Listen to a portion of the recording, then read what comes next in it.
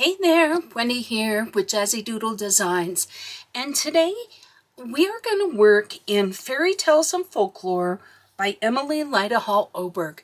Now I put up a poll, and this was by far the book everyone wanted to see me work in. So today we're going to be working on this page. I belong to a big group buddy color that colors a page in this book every other month, and they chose this page. So briefly, I'm going to talk about my setup before we get started.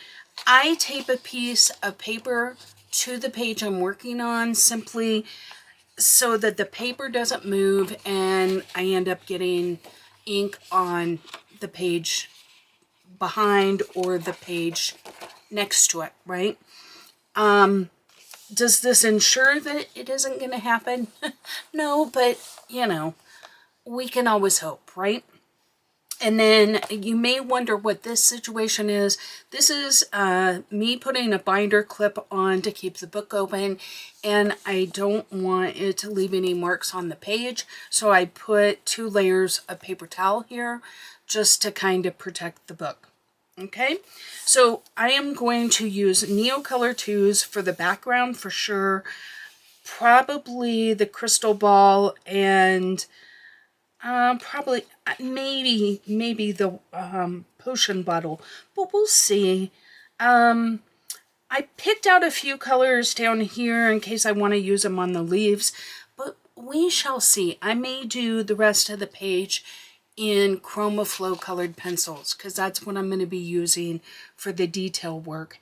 But I wanted to talk about, so that we're going to use Neocolor 2s. I'm just going to use this Pentel, I think it's the Pentel Aquash. I really like this water brush. It's just this one, and you can see it's very well loved and used. That's just stained. It is starting to fray a little bit, but that's because I am so hard on my supplies. I want to show you this. Axic Fumbles on YouTube had this on one of her videos, and I thought it was just brilliant. I love this. I got mine on Amazon. You get 2 bottles for $5. I'll leave a link in the description box so that you can find them. But when you have to fill your water brush, right, it just fits right in there, and you just give it a squeeze and easy breezy, like you're done. If you are using watercolor and you need to fill up your cup, right there. If you just need to clean up a little something, you just give a little squirt, right? I use it every day. Every day I use it. But I wanted to shout her out. Check out her channel. She's got a lot of fantastic adult coloring. I wish I had more time to watch all of them because she does put out a lot of content, and I enjoy her. So there's that. Oh, and I wanted to talk about, there's 4 colors. I just chose my color palette by looking at my swatch chart, okay? And I noticed that I had chosen 4 colors that were from the new anniversary set. And many of you, like myself, were very annoyed with Caran d'Ache for how they put these out and weren't going to buy them. So I wanted to talk about these colors and what substitutions you could easily make. So Turanian pink, you could substitute for the purple. Okay, it's just, purple is ever so slightly darker. I don't think it'll make a big difference at all. The lilac is very similar to violet, so I think that would be a nice substitution. The Akuba green, right? I would use this light olive color. This Akuba green is between olive and light olive, right? It's, you know, the middle tone. So use the light olive. You can add a touch of regular olive if you feel like it needs it. But these are just, that one was one that I thought I might use on the leaves. The other thing you could do is just use pencil, okay? And then the last one, unfortunately, there really isn't one that's similar to this. This is the Caput Mortem. And while you might say, well, you could use the dark garnet, unfortunately, dark garnet is also a new color. And so I would suggest the burnt sienna or just omitting it. You could also use sepia. In fact, I think sepia might actually be a little bit better choice because what I'm doing is I'm using that to darken my aubergine, okay? So I put those two together. But you could use your sepia or even the burnt sienna, although that, it may make it look very brown. So you can even use the charcoal gray to darken it up, okay? So just keep that in mind, and if you want, you could even, depending, am I blathering? I'm blathering. We'll talk about it later. But just know that that was what I was doing. You can darken it up with pencil later on, okay? But those are the substitutes that I would put in, and as always, you might be using your King Art or your Lyra or just pencil. You know, it's really about just being inspired. Color alongs are fantastic and you can do them verbatim, but you certainly don't have to, okay? So let's dive in.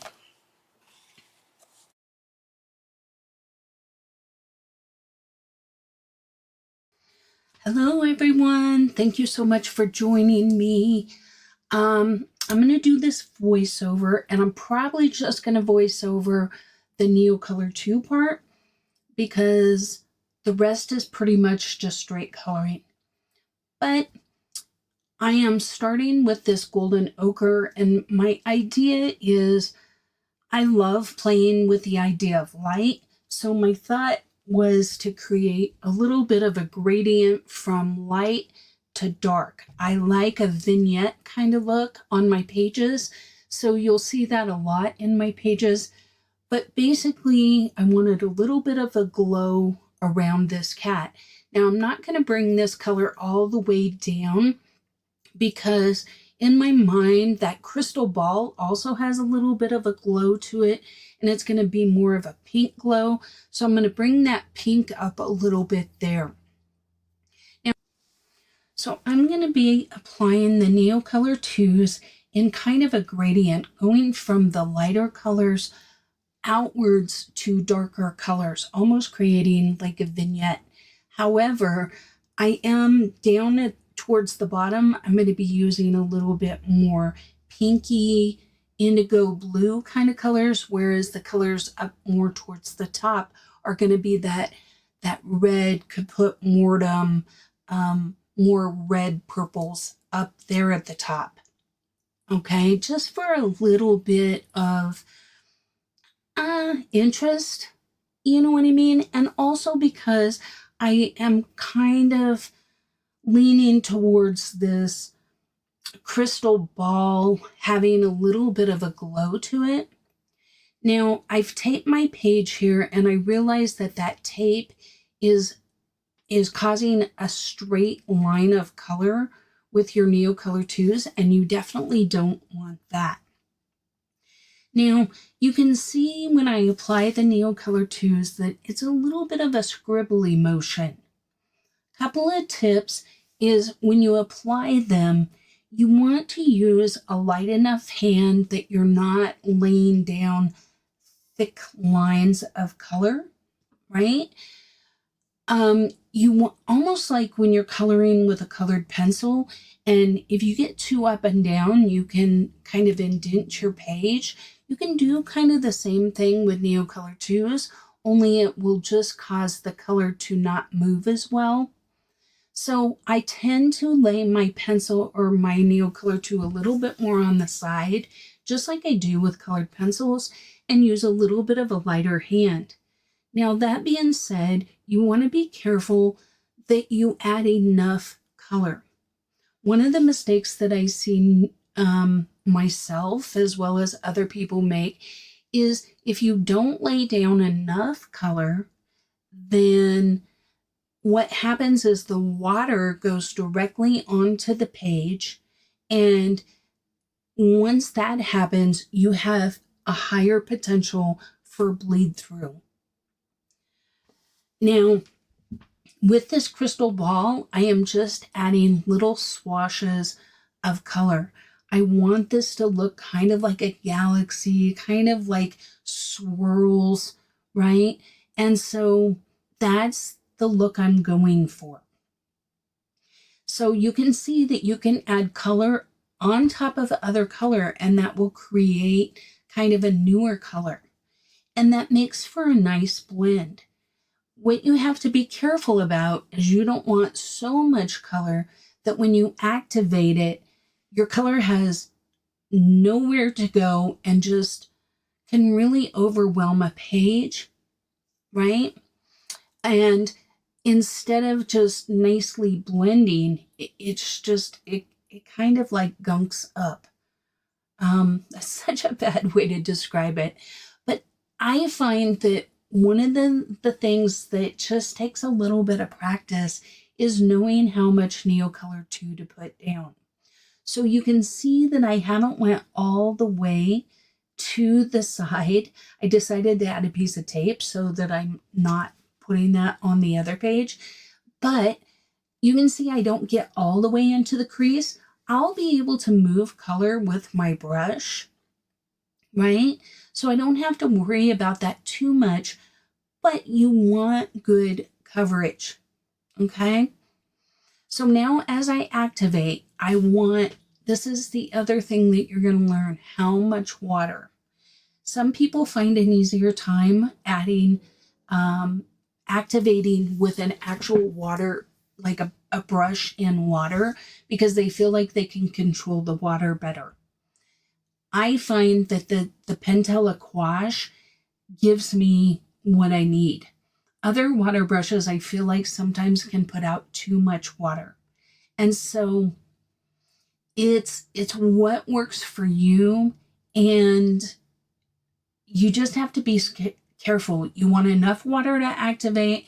You don't want too much water that you saturate and then you get bleed through. Okay? I know that's so hard and frustrating because people are like, well, you just need a certain amount. Well, how do you know what that is? Unfortunately, that's going to take a little bit of practice on your part to get the feel for that. Now, what I am doing is, as I work in a dark color, especially, if you notice, I'm working from light to dark, because if I were to start with my dark and move towards the light, the dark will just overtake all the colors. So as I'm working, if I find that I have a lot of color on my brush, like right here, then you're going to want to kind of tap off and clean your brush a little bit before you move on to another color or before you move to a new section. Okay? But you can also use that to your advantage if you need that color in an area. So like here, where I don't have any Neocolor 2 right up next to the side, I can just drag this color over. Okay? Now, I like a little bit of movement in my backgrounds, kind of this swirly look. So I tend to use bigger, swoopier strokes. You can see me doing that, right? Not everyone likes that. If you want a smoother look, you want to slow your strokes and make them more of tight circles, okay? It's really the look that you're going for. So as I'm getting closer to that cat, you can see my strokes are getting much smaller and a little more tight. And you can see how much smoother that is. But do you see how when I activated that saffron, it just wanted to take over? So you have to, and right here with the red, because there's a lot of Neocolor there, you want to tap that off and clean your brush so that it doesn't just completely take over your page. So really, it's up to you the kind of look that you're going for. Like here, I'm trying to push that color into the darker. And then I'm activating here, and you notice I don't just keep pushing towards the red, because then I'm going to lose all my red. So I just keep cleaning off, going back and forth, and basically I'm lifting color here right now because I don't want to lose all that red. I want a blend there. So you just kind of go back and forth and move it where you need it. Now, if you're new to Neocolors, you may have tried using them and gotten to this point and just were like, oh my gosh, like this just doesn't look good. Art needs to go through an ugly stage. In my opinion, most of my art that I do has an ugly stage. Sometimes it's always ugly. Sometimes we never get out of that stage. That's a part of making art. Sometimes you just make ugly art. But even art that in the end, I love how it turns out, there's often a time when I look at it and go, what am I doing? Oh my gosh, is this even going to work out? You might see this and say it's blotchy, or I don't like the color blends, or, it just doesn't look good. You got to trust the process a little bit. I'm assuming that if you're watching this video, you have seen the finished product and have decided that you liked it enough to actually watch and see how I did it. So you just have to trust the process a little bit. Okay? And be willing to pivot when needed, right? Sometimes you put something on there and you're like, oh, that doesn't look good. So then you have to be willing to, quote unquote, fix it. And that can involve a number of things. Sometimes acrylic paint, right? So here I'm adding the dark to my crystal ball because, like I said, I'm kind of trying for more of a galaxy type of look. And so you can see I add in this dark, and I even had a little blob right there in the middle because I want a little darkness there too, right? But I just want swirls and nothing too concrete, right? Whenever you use these kind of mediums, you have to allow yourself the ability to be a little loosey-goosey, which can be a little scary, especially if you're someone who really likes to be in control. Okay, at this point, I have completely allowed this page to dry. You can do this with a heat gun. You can do it by just leaving it out and letting it dry. But I'm not talking about just dry to the touch. I'm talking about, the kind of dry that doesn't even feel cool anymore, right? If you've used a water medium, I think you know what I'm talking about. Now, this step, I chose to go ahead and lay down colors with the pencil itself or the crayon itself. You can just pick up color off of the crayon, which you're going to see me do later in the video. But I chose to do it this way. And I wanted a little more color than I had. I wanted it a little more fleshed out, so to speak. But it's whatever you're comfortable with. You can do it the other way as well. But I'm attempting to do a little more blending and a little more smoothing out the background. Okay? So I'm basically repeating all the same steps, and I'm just adding a little bit of color. Okay? Not everywhere, and I'm not laying it down hard. It's just now I've got more tooth on the paper, and so you need to be cautious of that too. Okay? But I actually wanted it a little darker as well. All right? So let's see what I do here. A lot of it is creating that little vignette kind of thing. But I'm going back in with my water brush, and I decided I needed a little bit of yellow here too, just so that I didn't lose my yellow.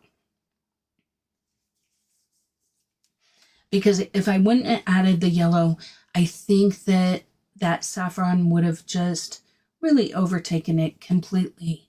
And I want it to be more of a blend. I do want it to be less like, right now it's like a line of yellow. I want it to be a little more blendy. Okay.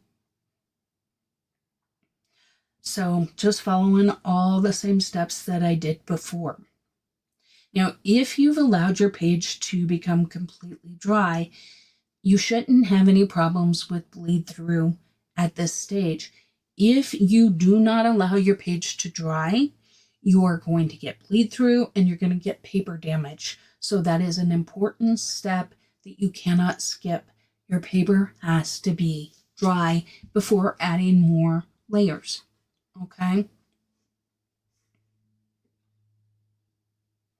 Now this is where you can tighten your strokes. You can create a looser look.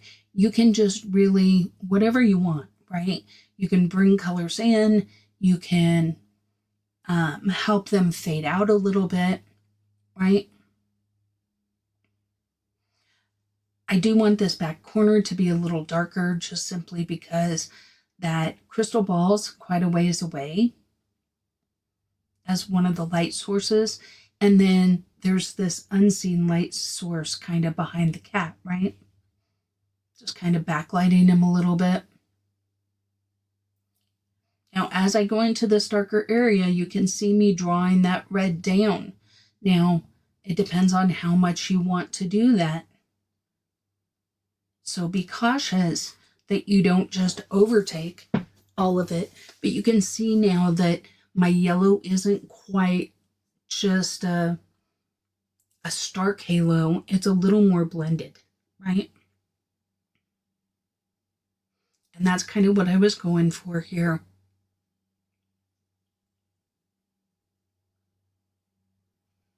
And once again, just kind of playing with the blend a little bit.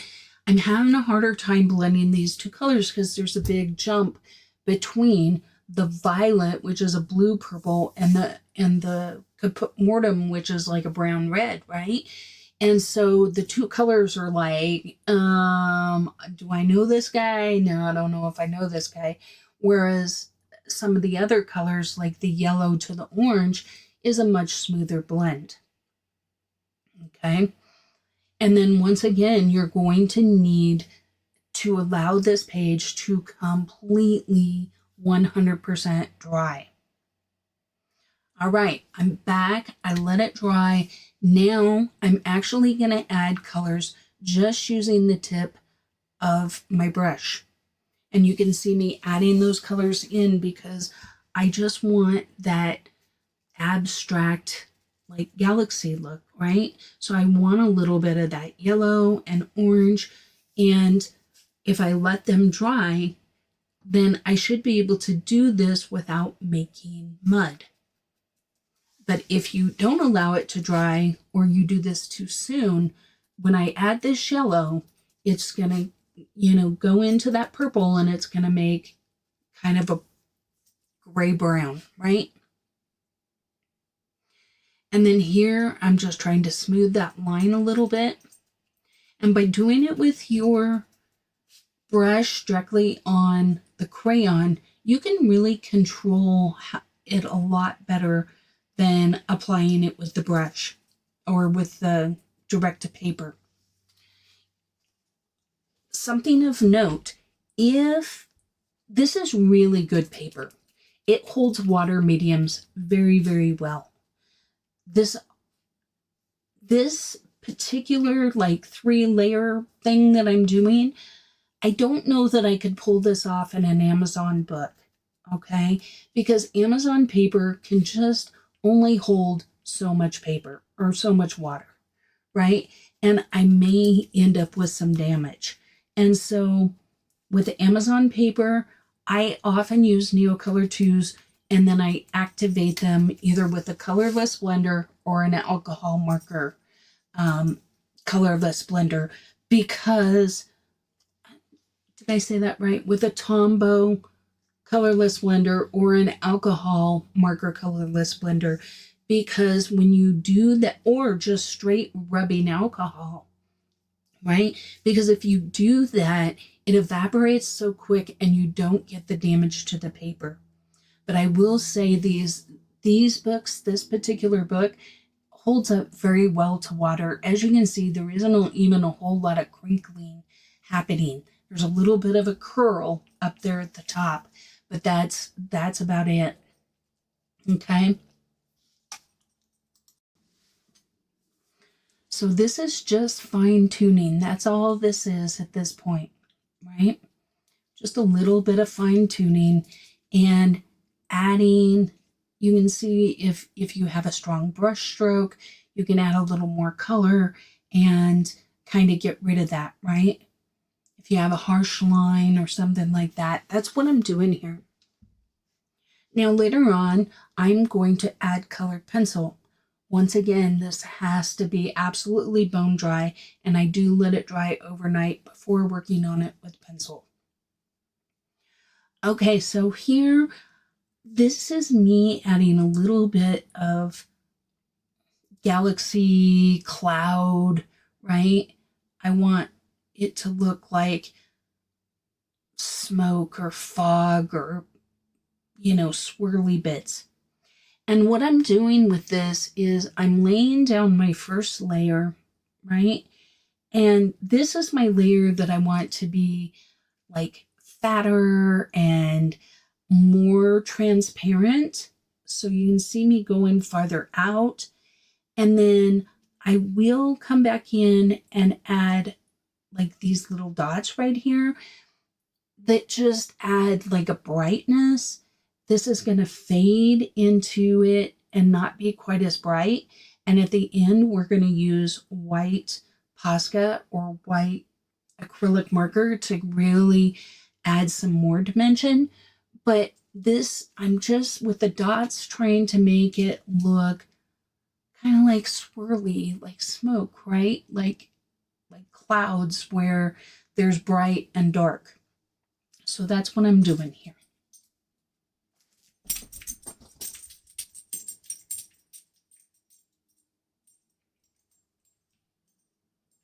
So you can just do this, you can just play all day, right? Just have some fun and just keep, tweaking it a little bit until you get something that you like. All right, at this point, I'm adding Chromaflow colored pencils. Okay, so I am going to narrate this part a little bit. So my goal with this gold, I'm going to add gold to the base of the crystal ball and the baubles and, the disc here, the pendant. But I want it to be more of an antique type of gold. Now, one of the tricks to gold is the more yellow color you add, meaning like a golden yellow, like a primary color yellow. The more yellow it is, the newer it's going to look. So if you look, I'm using this Dijon, which is, it's almost just like a very light ochre kind of color, right? And yet, when I'm all done, you're not going to look at that and say, oh, that base is brown. You're going to think it's gold. Now, with gold, you want to have like your yellowy color.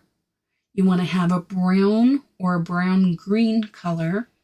You want to add a dark brown color. And then you want to add some black and some white. The bigger the contrasts that you use, the shinier it's going to look. Okay? The white is really what makes it look shiny.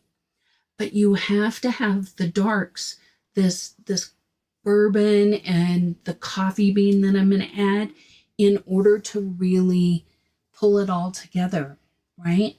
So the bourbon's going to blend with the Parmesan to give it that golden color. And then this coffee bean is going to give it some depth and dimension.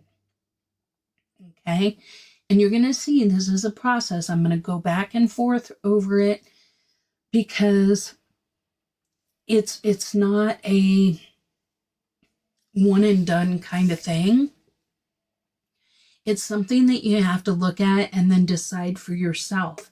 If I wanted this to be a newer gold, I would have used a brighter yellow, like a sunflower, right? Or something like that. Or even, I think, I don't have my colors in front of me, but I think Chromaflow has like an actual color called gold, which would make it look newer. But I really like this more of an antique-y kind of gold. Now, as you can see on this little bracelet here, because my colors are so much closer together, even though I'm using the same colors, it is going to read more shiny at this point, right?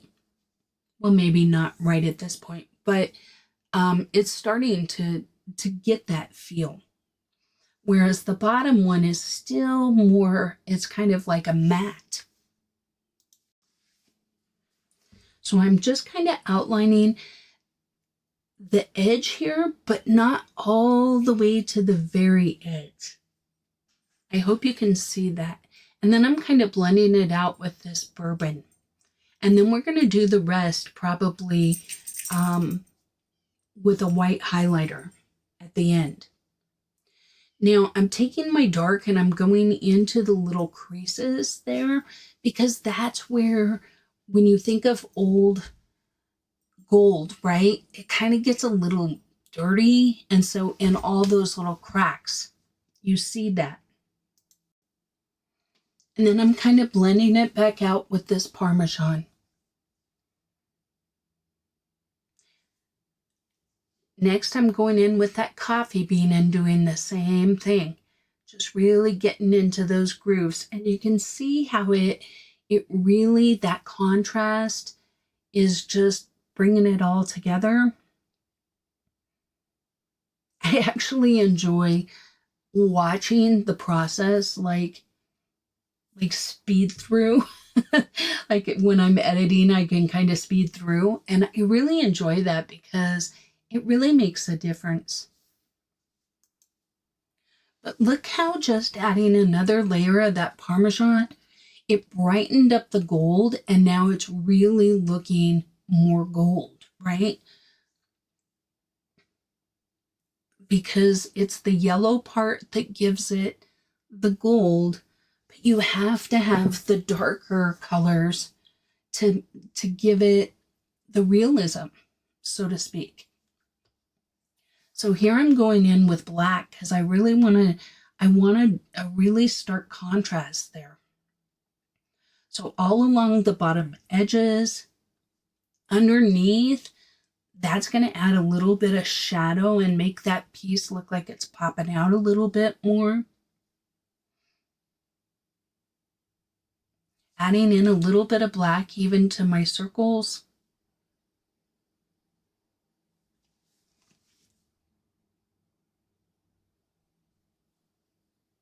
I just really like the dimension that this gives. And then we're going to blend it out again with the bourbon, right? And just fade that into the Parmesan. You want to make sure not to go too far into the Parmesan because you want the lightness of that gold. But this bourbon kind of gives it the nice blend that we want. And we're doing the same thing here. We're just blending everything out with that Parmesan. Now, if you want this to be a brighter gold, then, like I said, just use more of a yellower. So to show you what I'm talking about, here I'm adding a little bit of that golden sun. I felt like this was such a small area that I needed more of a punchier gold to really pull it off, right? Now, I didn't take that punchier gold all the way to the edge of the amulet though, because I think had I done that, I would have lost the older feel. But you can see how it really changed things.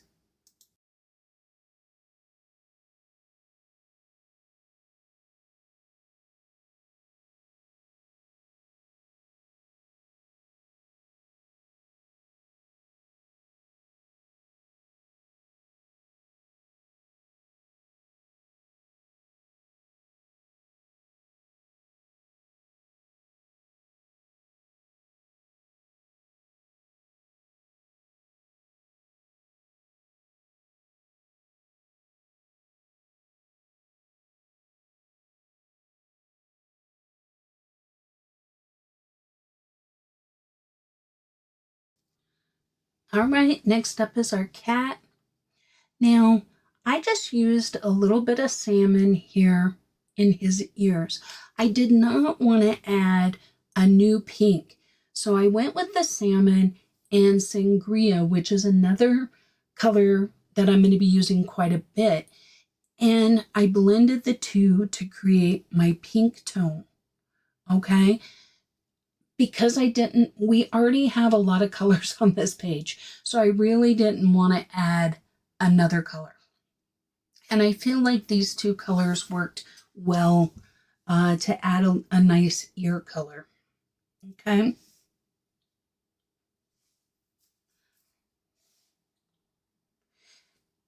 Now, I went ahead and used coffee bean instead of black inside the ear and this bourbon because I feel like the inside of the ear would be lighter, and it just adds a little, it's a way to keep the ear more defined when I'm coloring a black cat.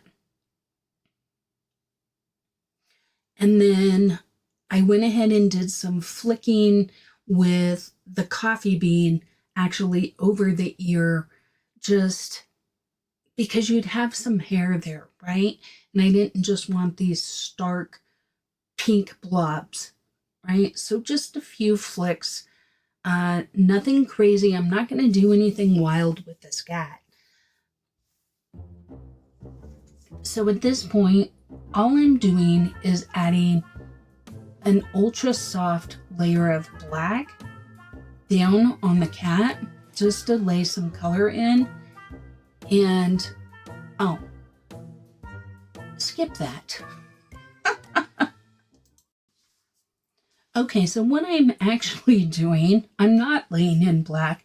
I'm using a little bit of bourbon on the cat where I kind of feel like maybe light would be cast from our crystal ball, right? And making our cat look a little,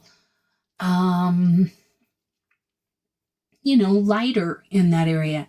I am going to put pink over the top of that. So I went ahead and I'm just using the black or the bourbon and the coffee as opposed to, once again, adding in another color with, say, like a gray. Okay. And because I'm going to be putting the pink over it, I've already got these colors in there. And sometimes just doing that will add a little cohesiveness to your page as opposed to throwing in some more colors. Now, as I'm shading this, as you can see, I'm very on the side of my pencil, almost to the point of laying it black, because I want this to be a very smooth layer, like extremely smooth. And these pencils have a tendency, for me, because I am a little heavy-handed, to actually create strokes, and I really didn't want that. I just want this very light, almost like a pastel type of effect, because I'm going to go back in later and add some more color and some more strokes. But as I move from those darker or those lighter areas to the darker areas, I am coloring a little more, quote unquote, normally, right? A little more up and down action with the pencil, much like you would if I was writing. Okay, I'm probably still a little more slanted than how I write, but anyway, that's what I'm doing here. Now, this is something that at this point, while I'm working, I haven't quite mastered in my mind exactly what I'm going to do, so I'm leaving myself options. Okay, so for you, you might know exactly what you want your cat to look like and how. Do you want it to look like it has flicks of hair, or do you just want it to be colored? I feel like images like this that are obviously a little more on the cute side, you don't have to be ultra realistic and have those flicks, those hair flicks, right? So I am kind of cutting the difference.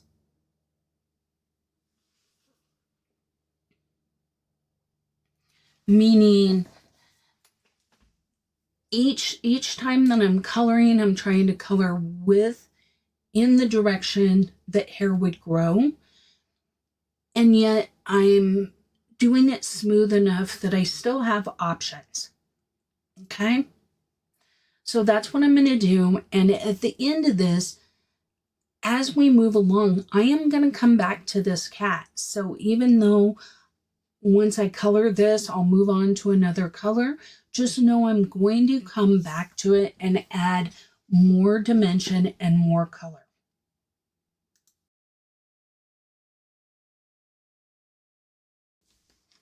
Okay, friends, so this is the point where I'm probably going to be leaving you to your own devices. It's pretty straightforward coloring. I feel like you can see what I'm doing and what colors I'm using. And there isn't any big revelations of why I'm doing something.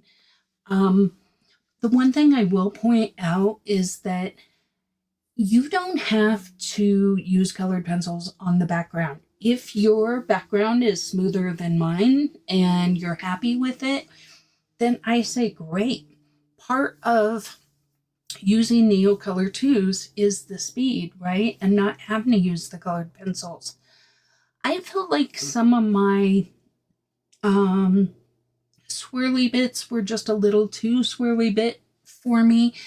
And so I do smooth them out using colored pencil. But I do feel like that's an optional step based on how happy you are with the background, right? And I do it relatively quickly.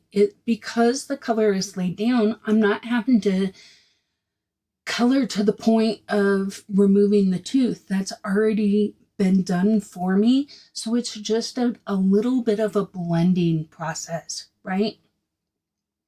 And so anyway, other than that, I want to thank you for being on my channel. I hope you found this tutorial / color along helpful. And until next time, happy coloring. P.S. There will be no music because I have been told that people prefer that. They can listen to their own music or podcast or whatever that they wish. And so I have just kept it blank. So until next time, happy coloring.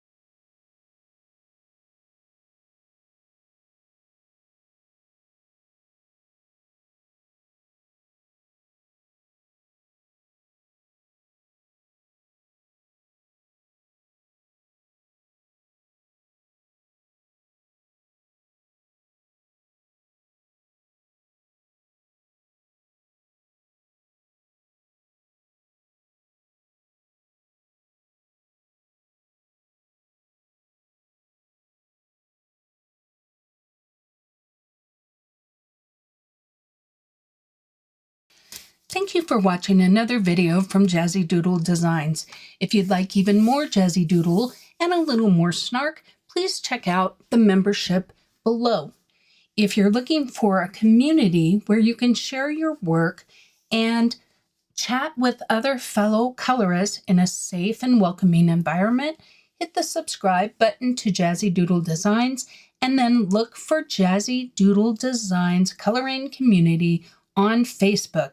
And there you can join a group of fellow colorists to talk all things coloring and share cute pet pictures. I hope to see you there. And until next time, happy coloring.